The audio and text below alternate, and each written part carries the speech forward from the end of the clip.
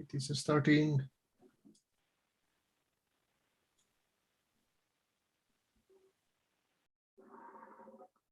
Yeah, we are live.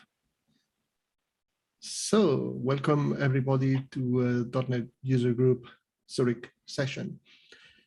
I welcome everybody, and most especially to Fabian, who I will let him go ahead and present and host the session mostly.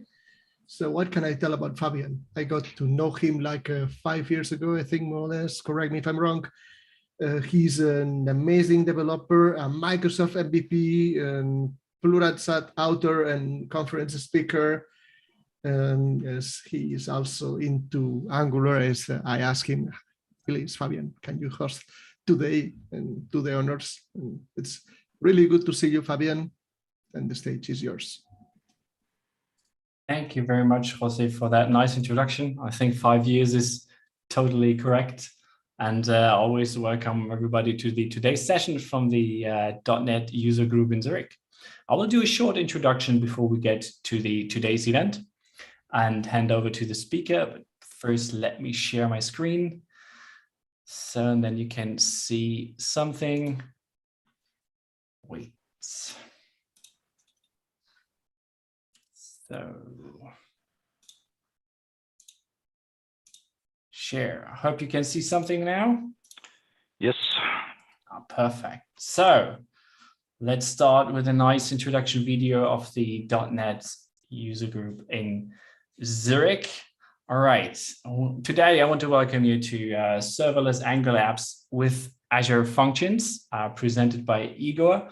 But before we head into the talk from Igor, let's do a special thanks to all our gold sponsors and sponsors generally, which is Offering Solutions Software, BBV, and Photecture. We also want to thank the locations we normally have, and we hopefully will have in the future again, which is Impact Hub and the Stanford Group, and of course our partners, the Azure Zurich User Group, .NET in the middle of Switzerland, then the .NET Day, and Swiss Angular, of course. Who are we? For the people who don't know us, well, you just met Jose, who did the nice introduction and who is the leader of the user group. We are also Pavel, Michael, Nigel, Laurent, Fabian, which is me, and Mark, and we're trying to organize the events and get something together for you to deliver content. So what do? We're trying to organize events. We're doing content from developers for developers, right? So there's no company behind it or something. We're all developers trying to code every day. So we're trying to deliver the best content as we can. We want to share knowledge and, of course, the passion in order to create excitement about the technology we are speaking about at the complete events. The networking is included. Of course, we invite you also after today's talk to stay into the Zoom channel if you want to chat a bit. If you want to ask questions, you can totally do that.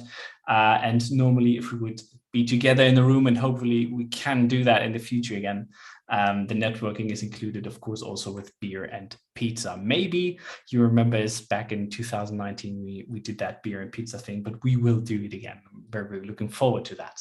So what can you do to support us? You can follow us on Twitter, which is @.NET in Zurich.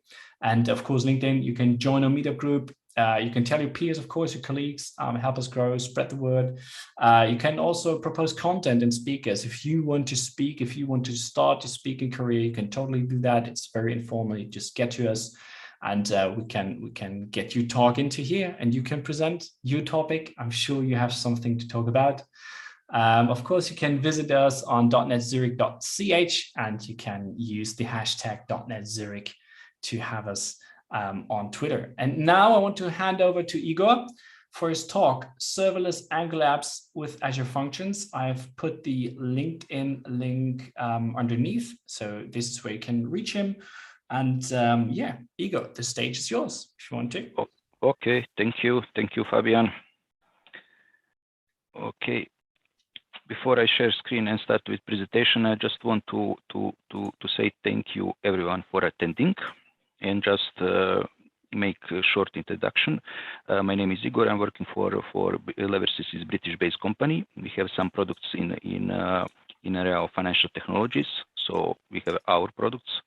We are not outsourcing company. And I'm mostly oriented to to Microsoft technologies, and in general, I'm working is, let's say, Microsoft ecosystem. Okay, let's start now. Let me share the presentation for the beginning. Okay, I guess you are seeing the screen. Okay, what's the idea of this session? I just want to present tonight how to connect an Angular application with Azure Functions. Actually, we will talk a bit about serverless in general, about serverless in Azure, and how to connect client application, in this case Angular, with Azure Functions. Which tools, we will see which tools we can use, and in general how to start. We will use basic examples just to show how that works and maybe someone of you want to play in the future with this technology. Okay, so the agent basically is intro, serverless, Azure Functions, and for the end Angular applications. I don't have so much slides, just 13 slides. We will go fast through it, and then I switch to Visual Studio Code and show how to create functions and how to deploy it and how to connect them. Just to explain what is serverless and just a few words about that. What is serverless? Basically, it's execution model. It's not a new thing. It exists before, but in some other forms, obviously. And the main goal of serverless is just to put your backend to the cloud provider and don't care about resources, don't care about scalability, and just put responsibility for your backend in some other hands. Also, often we use functions as a services term, which is actually better because serverless term suggests that you don't have backend at all. Basically, you have backend, but backend is deployed somewhere else. It's not on premise. So if we have serverless, we are focused on application and not infrastructure. We don't care about infrastructure. We don't care about pricing, because pricing is can be scaled, depends on your traffic. 1 month you have low traffic, next month you have high traffic, and your invoices will be different, which is actually good stuff. Deploying code obviously is much easier because for our local environment we just deploy the server and don't even have control about that. So someone else is caring about it. Also, it's not necessary always to have pure serverless application. We can use some serverless functions together with classical or traditional applications like microservices. In short, about serverless, we have better scalability. Also, we can put focus to user experience, to design, and so on. We have better cost management. We have better latency, and so on. Obviously, we have a number of advantages here. However, there are a few downsides. For example, if you build serverless application, you are oriented to you have to be oriented to serverless architecture. So basically, you cannot build application however you want. You need to follow some pattern and so on. Also, for example, debugging is not so easy because okay, there are some tools you can turn on remote debugging on Azure and so on, but it's not so easily to find where the problem is, like in traditional application. Also, and very important, if you build serverless application, you will make dependency to hosting provider. If you want to move your application from Azure to Amazon, it's not so easy. So that's some kind of downside, but still we have a lot of advantages here. Also, I found somewhere definition what is serverless. Someone else is responsible for this service going down, and it's probably the best definition I found. Okay, that's about serverless in general. What about Azure Serverless? Azure Serverless is some kind of response to Amazon Lambda, because Amazon Lambda came first in the market. and also like Lambda, Azure Serverless has support for various languages. We can use CSharp, for example. We can use JavaScript, Python, F#, and so on. A number of languages. Also, the whole thing about Azure Serverless, it's that is the small ecosystem inside Azure. We have, for example, in that case, Kubernetes. We have functions which talk tonight. We have serverless application environments and so on. It's not so big, but it's still small ecosystem inside Azure. Okay. What is Azure Function actually? Azure Functions we can define as classical functions, but in this case it's event trigger. So like any classical function, it has, let's say, trigger. It said it have input, it have output, and in that function we can put some block on our business logic core and deploy it to the cloud provider. In this case, it's important to note this event triggered, because we have a number of triggers we can use for our functions, but obviously HTTP trigger is the most used. All other triggers are connected to Azure storage and some other setup on Azure. But if you use, for example, HTTP triggers, it's more or less clear service connection, and we can use it like in traditional applications. Obviously, we have a few benefits here, but also big issue here is concurrency execution. If you run multiple processes at one time, sometimes it's hard to control, it's hard to debug. And obviously in production you can have issues about that. In this point, we should compare Azure Functions with web jobs to make just clear difference. What is jobs? What is functions? What are difference between these two subjects?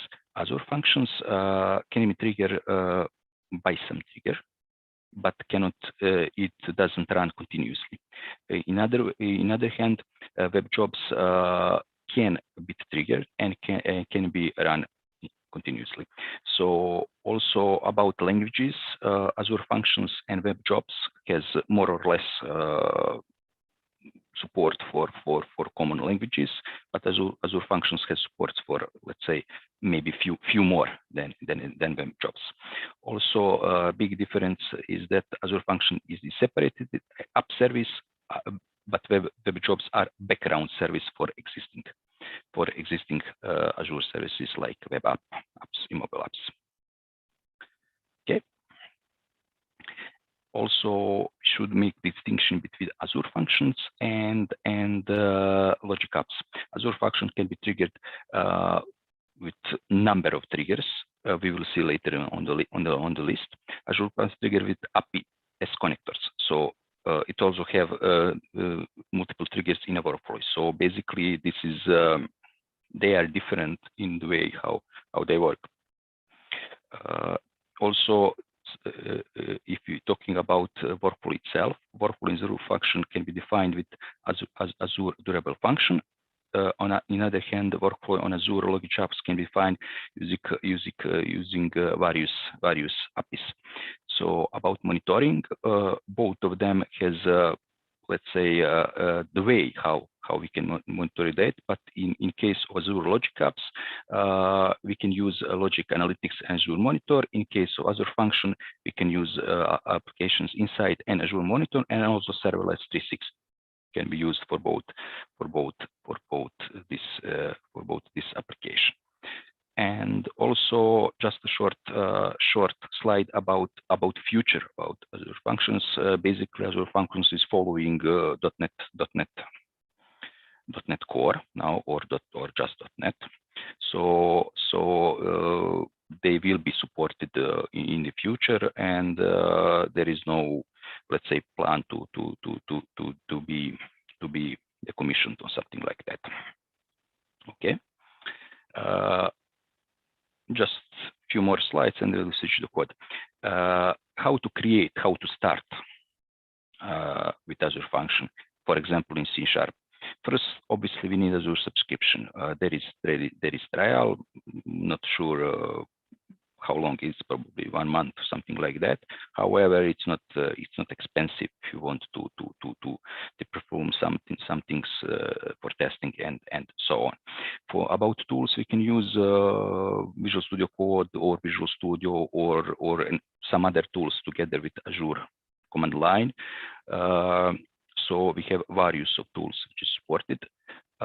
Also, if you use CSharp, just to make note that default let's say project configuration is .NET Core. So we can use all .NET framework, but we need to make manual tuning. Also, even these are Azure functions. We can run it locally and test it locally before deployment to Azure cloud. Once they are on Azure, it will be available globally. And what is worthwhile? Creating Azure function, deploying, creating Azure Angular or some other Fabric client apps, connecting, and pay attention to the cross-origin because they need to configure it on Azure side.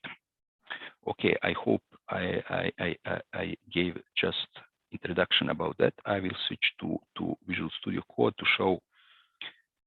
Forget this PowerPoint. Let's see how it looks in reality. Do you see my Visual Studio Code? Okay, because I wasn't sure did I share application or screen. However, okay, first, for example, let's imagine wait, we are not seeing your Visual Studio Code. Can you see it, Fabian? No, we still see your presentation. Yes. Okay. Just let me second. Take your time.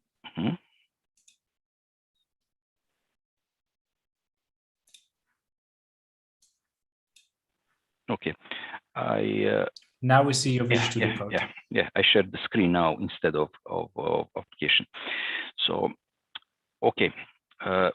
For example, imagine you just install Visual Studio Code. For the start, you will need 2 extensions. If you go to extensions tab, we will need CSharp official CSharp application. Also, we will need official Azure extensions. Both are installed already. On this instance. Igor, can you make the font a bit bigger? Yes. Yeah, because at least in YouTube, you're streaming and it looks not really too precise. Don't know what's happening today, but the quality is only 720 and not 1080. So okay, just to figure out how I can zoom in this. Can do Control+ and then just zoom in. It should do it. Yes, I can. But yes, perfect. Thank you. Perfect. Okay, it's better now. Okay, I'm a laptop, so okay. Basically, we need to install CSharp extension and official Azure extension. If we install Azure, we will get this icon here. If you click this icon, you will see some, let's say, part of this project where will be shown your functions in some hierarchy and also your data from Azure.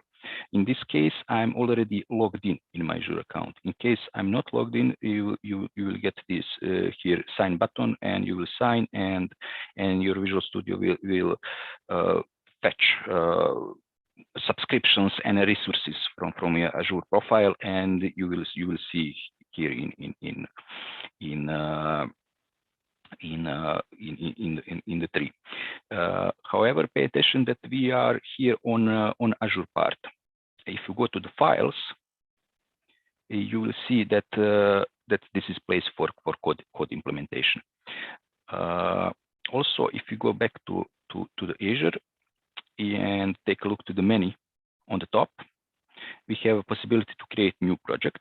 This is one project which I created already. We have possibility to create function inside this existing project. Also, the most important, we have a button for deploying this to the Azure, and also we have a refresh.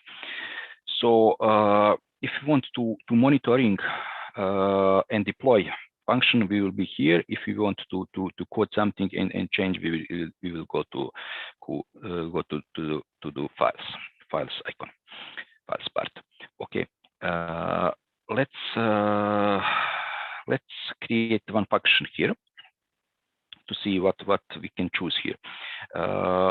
First on the list is HTTP trigger. It's most used because we always have connecting to some API, and we always need to post and get methods and so on.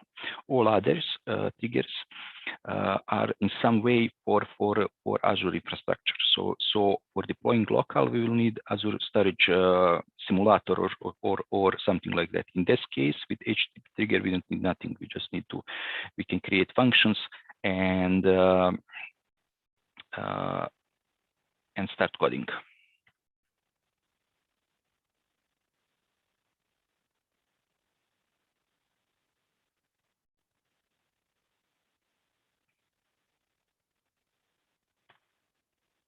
Choose company, choose as anonymous,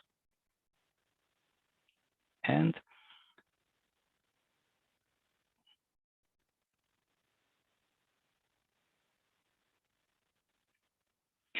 we already get some code which is scaffolding code for the Azure functions. Basically, when we create new function, you will get already predefined one method which is interesting. Actually, it's get and post in the same time, and they put just some code to make to us easily starting. So once we have this, we can use this method for template and just copy it, multiply it, and so on. For this for today session, I just modified one of them, extended with some parameters, and make it to do very small operations like calculate two numbers. We will now before, but in order to show how this works, let's modify this method a bit. Let's add one more parameter, one more number.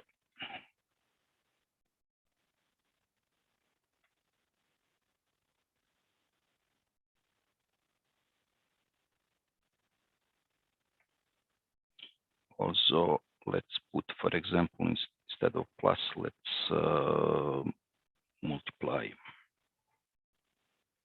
sum with this parameter.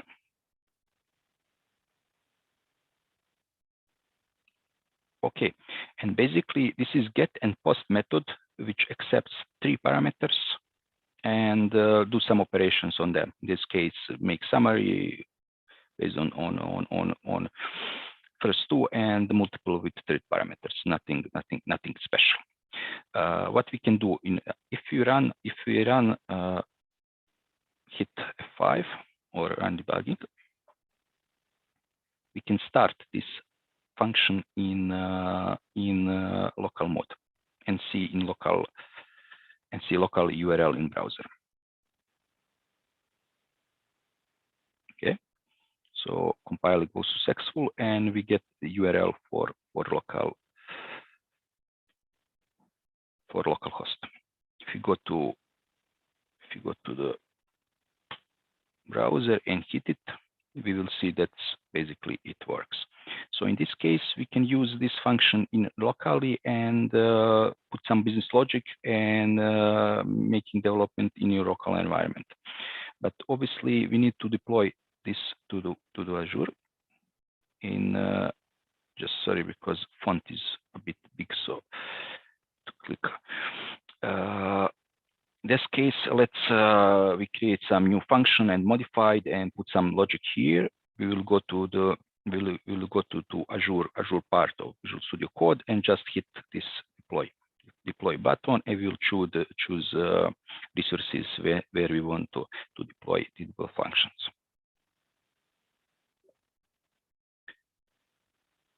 And now it's working. It will be take 20-30 seconds, something like that.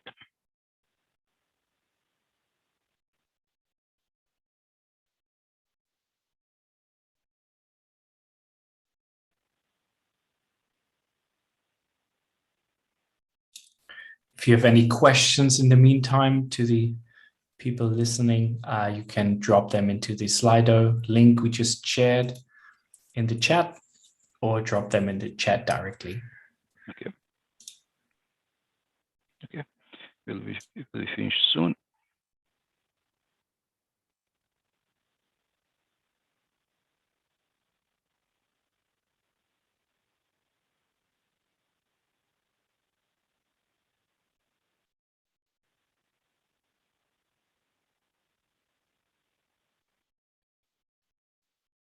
It's not so big, but still takes time.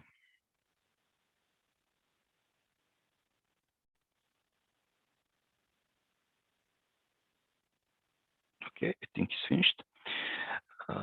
Let's switch now to Azure Portal to see where our functions sitting and so on. During deploy, I choose this the Global Summit functions app. If you go to the dashboard, we will see this many functions, and here it is. This is test group I created a few minutes before. This is a function for demo, actually, which I modified. So basically, from this moment, this function is available global. If you want to see details, go to the function, and especially we can get function URL here. That's all basically what we need. So this looks small, but basically we create get method and put some CSharp code in it, deploy it to the Azure, and we have the full functional function in cloud, which we can use from any applications, not just web applications. So basically this is ID. If you go back to the say Azure dashboard and choose your resources, you will see also configuration. If you go to configuration, let's take a few seconds. Okay. And switch to general tabs, you will see important options is debugging. It's remote debugging. It's off by default. You need to turn it on if you want to debug something from your environment. Okay, let's go back to the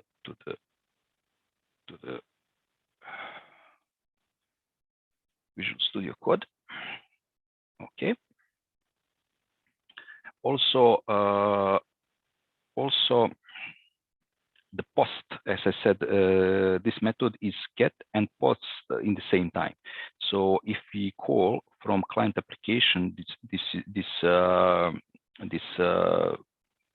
same method and put parameters in post request, you will get the same result.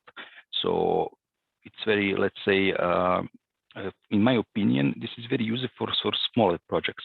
This is not something we can use, obviously, for enterprise applications and so on. But if you want to make some small client application in JavaScript, regardless what is framework, and need to put some business logic in CSharp, but you don't want to have backend on your local environment, and also you don't want to care about servers and so on and .NET. You can just open Azure accounts, build some code, and deploy it to Azure, and easily via services connect to do your applications. Okay, let's now switch back to Angular applications. For this demo, I just create one basic applications and create one service. In that service, I just put function URL and make some implementation for the get and for the post. Let's call this method from the method from component and give it some parameters. But before we run this, note that we change something in this get method. We edit one parameter, so we need to adjust our Angular application as well. So let's go to the service and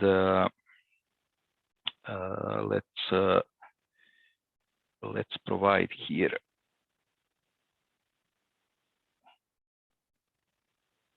one more number, because signature has to be same as for the functions, and let's edit as inquiry like others and change it to 3.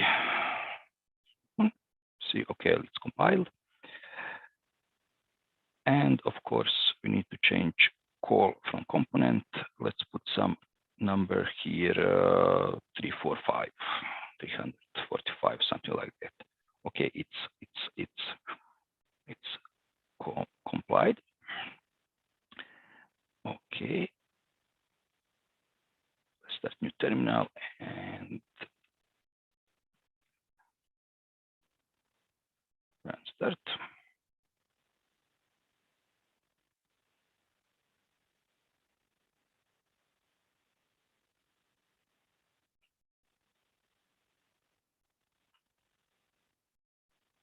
Okay, it's a bit slow, but it's working. Okay. Let's take the URL and let's see. Okay. So basically this works. If you pay attention to this calculated sum is 4,140. So this is let's say proof that we provided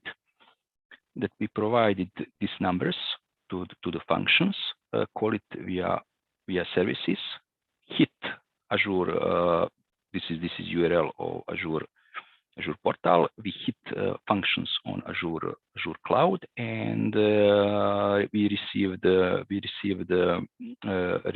result back. So this is basically basic approach we can use for every method and every business logic. Also, I put it here for the post just to show that it works in the same way. Let's kill the terminal and let's change it to the calculate. It's called post, and let's change the number to something, and second to something else. Okay, terminal and run it again.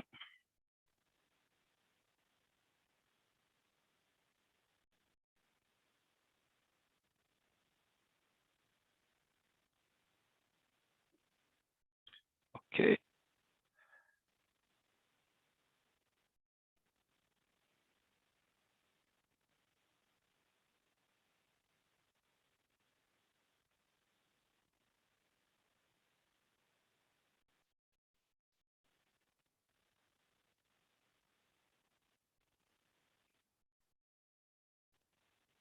Okay.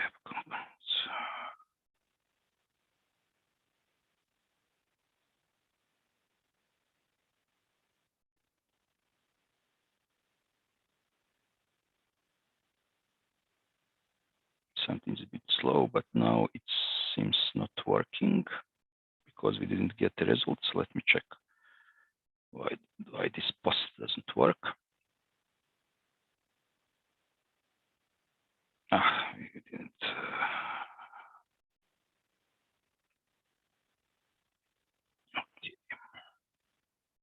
forgot to extend to map this actually property. This is interesting. Let's go back to here, kill the terminal, and let's go back to the functions, and we can consider this as bug. So something we change, and let's deploy again to our resource on Azure.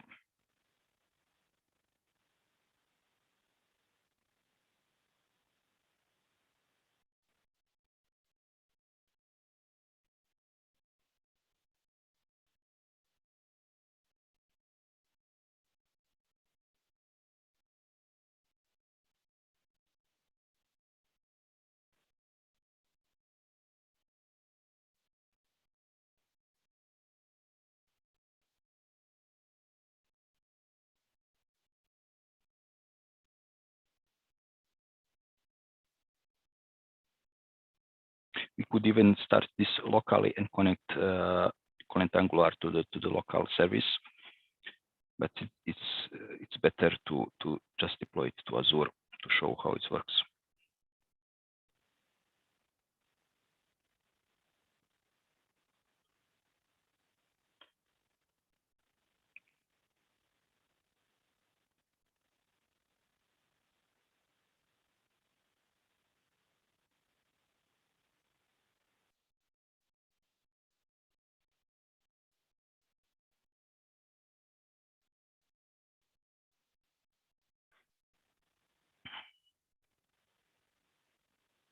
Okay, we'll be finishing, I think, in a few seconds.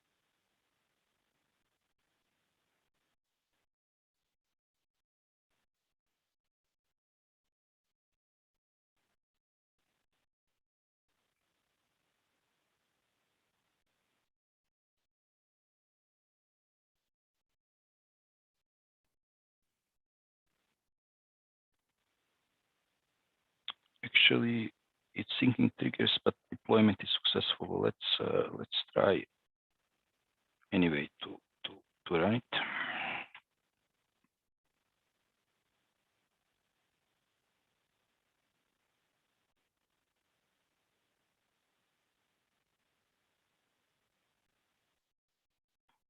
Okay, and go to the browser, and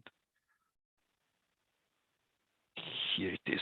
We got results. So now the post method works as well. So just summary. So from Angular applications, with get and post methods, we hit Azure storage in cloud and call some business logic we develop inside our other project in Visual Studio Code. So basically, what if someone want to play with this, you can just install. Let's make a short summary. He can install Visual Studio, add 2 extensions for CSharp and for Azure official, open Azure account, even trial mode, but also playing with this Azure Functions doesn't cost anything actually to Azure account. So basically this will not produce any cost. And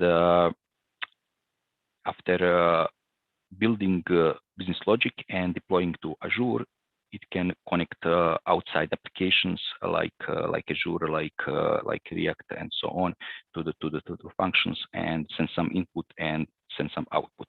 This is simple if you want HTTP, but if you want some other triggers from Azure, it's a bit complicated because you have to install Azure Storage Simulator on your computer, and it's let's say it's the huge other topic. But for smaller projects, for classical APIs, for classical business logic where we need post and get and delete and so on, we can just start playing in this way. So basically, we are now about 42 minutes. Just idea here is just to show what is Azure Functions. It's not nothing spectacular. It's just a block of code which you can reuse, putting it in cloud and calling from your client's applications. But if you want to move